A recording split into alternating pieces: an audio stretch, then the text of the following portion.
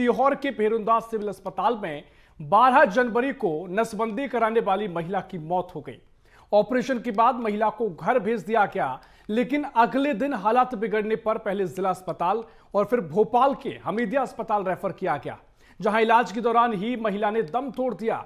वहीं परिजन का आरोप है कि ऑपरेशन में डॉक्टर की लापरवाही के चलते सही नस नहीं काटी गई और अब महिला की अस्थियों में सर्जिकल कैंची मिलने से परिवार में भारी आक्रोश देखने को मिल रहा है। घटना के बाद आक्रोशित आदिवासी समाज ने अस्पताल का घेराव किया है और कार्रवाई की मांग भी की है। तो ये पूरा मामला आपको बता दें, गलत तरीके से यहां पर इलाज करने के आरोप भी लगाए गए हैं और महिला की इस पूरे मामले में मौत हो गई है, जिससे पूरे परिजन आक्रोशित नजर आए हैं। घेराव किया गया है और जमकर आक्रोश प्रकट किया है।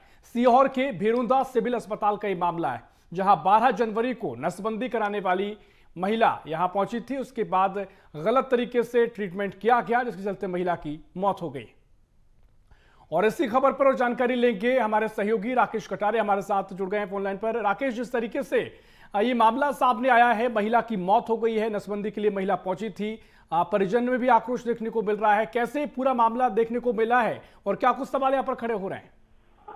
देखिए, इस सब में बताना चाहूंगा कि जिस प्रकार महिला की मृत्यु हुई उसके बाद में उसका अंतिम संस्कार किया गया और अंतिम संस्कार करने के बाद में जब उसकी अस्थियों को जब विसर्जन करने का जब अवसर आया, तो जब उसकी अस्थियां जब इकट्ठी की गई तो उसमें एक कैंची पाई गई, जो ऑपरेशन में अक्सर यूज करते हैं, वो कैंची पाई गई। तो परिजनों का सीधा आरोप है कि ऑपरेशन करते वक्त ये कैंची पेट के अंदर छोड़ी गई, शरीर के अंदर छोड़ी गई, इसलिए उसकी मृत्यु हुई है। उनका सीधा ये कहना है, सीधा आरोप है।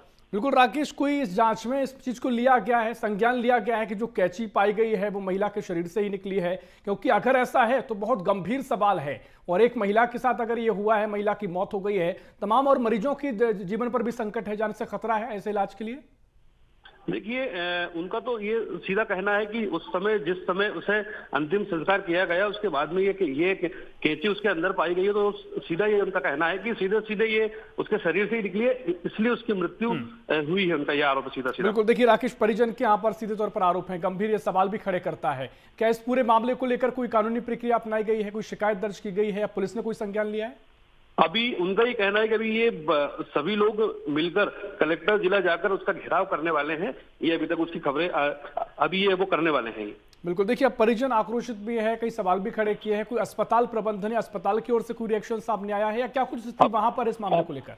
अभी तक कोई भी एक्शन सामने नहीं आया है। अभी तक सारे परिजन अभी तक कलेक्टर जाकर इसका घेराव करने वाले हैं और अपना आक्रोश, अपना विरोध प्रदर्शन करने वाले हैं। बिल्कुल राकेश, आप बने रहिए, आगे हम आपसे और जानकारी लेंगे। हमारे साथ इसी खबर पर चर्चा के लिए महासचिव हैं संजय हवेली। संजय जी, बहुत स्वागत है आपका। यूथ कांग्रेस के महासचिव हैं आप, और जिस तरीके से मामला आप देख रहे हैं, जो महिला की मौत हो गई है, नसबंदी के लिए महिला पहुंची थी, 12 जनवरी को अस्पताल जाती है और उसके बाद इलाज को लेकर कई सवाल खड़े हुए हैं। तो गलत नस काटने की बात भी कही गई है और दूसरा जो अंतिम संस्कार किया गया, जो जिस तरीके से कैंची वहां पर जो पाई गई है, उसको लेकर भी कई तरह के सवाल खड़े हुए हैं। तो काफी सवाल इलाज को लेकर, लोगों के इलाज के साथ खिलवाड़, जान के साथ खिलवाड़ को लेकर भी सवाल खड़े हो रहे हैं। आप इसे कैसे देख रहे हैं इस पूरे मामले को?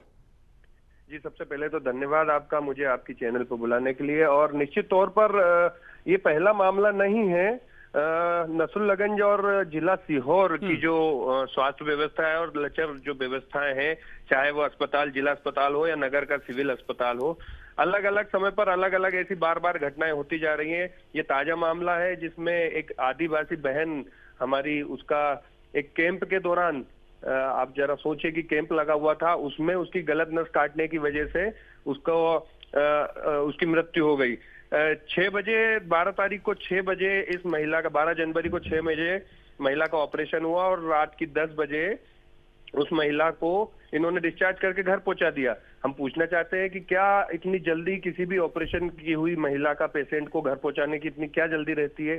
सबसे पहला सवाल तो यहीं पे खड़ा होता है। उसके बाद रात में जब उस महिला की तबीयत खराब हुई, उस आदिवासी बहन की तबीयत खराब हुई, तो वो रात में उसी टाइम पर महिला को लेके जब सिविल अस्पताल भेरुंदा पहुंचे तो उन्हें वहां से जिला अस्पताल रेफर कर दिया। जिला अस्पताल वालों ने उस केस को झेला नहीं, वहां से डायरेक्ट हमीदिया पहुंचा दिया। रात में वहां जाके इन्हें जानकारी मिलती है कि इसकी गलत नस कट गई है महिला की, उसकी वजह से बॉडी में पॉइजन फैल गया और तभी उस वजह से इस महिला की डेथ हो गई। हम बस ये जानना चाह रहे हैं कि अगर गलती इनसे हुई भी थी नगर नसरुल्लागंज बहरूंदा के अस्पताल वालों से, तो इन्हें कम से कम उसका ट्रीटमेंट करना था, प्राइमरी ट्रीटमेंट, और उसी टाइम पे इसे बाहर भेजना था, सीहोर या भोपाल। लेकिन इन्होंने मामले को दबाने के लिए उस महिला को घर भेज दिया और उसके बाद उस महिला की मृत्यु हो जाती है। बिल्कुल, लेकिन यार बिल्कुल संजय जी, किस किस्म की लापरवाही आप देखेंगे? क्योंकि एक तो जिस तरीके से सीजर अगर पेट के भीतर रह गई है, पूरा इलाज इस तरीके से किया गया है। आमतौर पर हम देखते हैं कि जो डॉक्टर्स होते हैं बड़ी जिम्मेदारी से, खासकर इस तरह के जो ऑपरेशन होते हैं बड़ी जिम्मेदारी से किए जाते हैं। तो क्या माना जाए, जो लापरवाही की इंतहा यहाँ देखने को मिल रही है कि सीजर भीतर रह गई, गलत तरीके से ट्रीटमेंट किया गया और महिला की मौत तक हो गई है। बिल्कुल, बहुत भयावह स्थिति है। आप मतलब कैसे आप इसको सोच भी नहीं सकते कि आप जो उपकरण यूज किए जाते हैं ऑपरेशन के दौरान, वो उस तरह के उपकरण अगर उसकी अंत्येष्टि होने के बाद वो जो अस्थियां बटोरने गए उसके परिजन उसमें निकल कर आती है, तो बहुत बड़ी मतलब लापरवाही की इंतहा है, लापरवाही की ये पराकाष्ठा है। और इस तरह के मामले अगर सीहोर जिले में आ रहे हैं तो मुझे लगता है कि पूरे प्रदेश भर में क्या स्थिति हो रही होगी, क्योंकि सीहोर जिला देखा जाए तो पूर्व मुख्यमंत्री का गृह जिला है। वहां पर इस तरह की चीजें हैं। सिविल अस्पताल बहरूंदा का ये एक और मामला, इससे पहले भी बहुत सारे मामले ऐसे आए हैं जिसमें प्रश्न चिन्ह खड़े होते हुए आए हैं यहाँ की स्वास्थ्य व्यवस्था पर, लेकिन किसी का कोई इसमें। बिल्कुल संजय जी, आप विपक्ष में भी हैं, आप सीधे तौर पर किसे जिम्मेदार मानेंगे? क्योंकि ठीक आपने जिक्र किया कि पूर्व सीएम शिवराज सिंह चौहान का भी गृह क्षेत्र रहा है और जिस तरीके से काफी यहाँ पर व्यवस्थाओं की जो पुख्ता होने के दावे किए जाते रहे, लेकिन ये व्यवस्थाएं है, लापरवाही की इंतहा है, पराकाष्ठा है। तो कौन खासकर जिम्मेदार है, अस्पताल प्रबंधन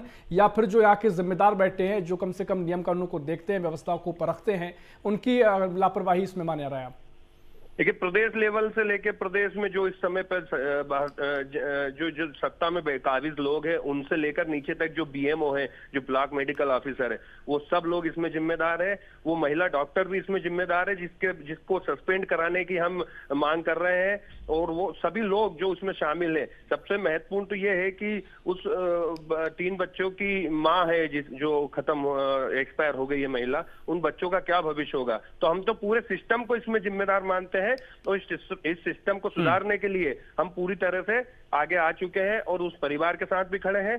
आगे से ऐसी कोई घटना ना हो, उसके लिए हम सब लोग मिलकर इसका विरोध कर रहे हैं। बिल्कुल संजय जी, इस पूरे मामले में जो डॉक्टर ने जो ट्रीटमेंट किया है, उनका ट्रांसफर कर दिया गया है, कार्रवाई के तौर पर एक्शन लिया गया है, इस कार्रवाई को आप कैसे देख रहे हैं? बिल्कुल भी लीपा पोती वाला मामला है। बिल्कुल भी ना तो हम संतुष्ट है, ना वो आदिवासी परिवार संतुष्ट है। हम कल ही उनसे मिलकर आए हैं, उनका स्पष्ट कहना है कि उस महिला डॉक्टर को सस्पेंड किया जाना चाहिए, क्योंकि ट्रांसफर करना एक तो ये हुआ कि लीपा पोती होगी, ट्रांसफर करके उस महिला को जहां भेजा जाएगा वहां के लोगों की जान खतरे में डालेगी वो महिला। कैसे इसमें कार्रवाई ये हो गई? ये तो कहीं से भी संतुष्टपूर्ण कार्रवाई नहीं है। बिल्कुल बिल्कुल संजय जी, देखिए गंभीर सवाल हैं और आप अगर साथ खड़े हैं तो हम भी उम्मीद करेंगे कि जिस तरीके से खबर भी दिखाई गई है, कम से कम ऐसी जो घटनाएं हैं वो पुनरावृत्ति ना हो, दोबारा ऐसे मामले सामने ना आए और जो पीड़ित पक्ष है, जो आदिवासी परिवार है, उनको न्याय मिल सके, कुछ इस तरह का एक्शन लिया जाए। खैर समय बताएगा क्या कुछ आगे की परिस्थिति रहेगी। बहुत शुक्रिया संजय जी आपका हमारे साथ चर्चा करने के लिए। राकेश, बहुत शुक्रिया आपको जानकारी साझा करने के लिए।